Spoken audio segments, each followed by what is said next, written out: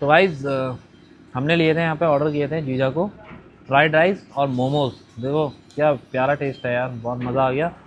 और ये है मोमोज सम्मी लोगों के लिए और योगेश के लिए। हाँ जतिन, सॉरी जतिन, जतिन के लिए। तो अब ये खाएंगे और बताएंगे कैसा फीडबैक इसका। फ्राइड राइस तो बहुत प्यारे गाइस, हाँ मज़ा आ गया। अभी खाएंगे मोमो, फिर बताएंगे मोमो कैसे हो रहा।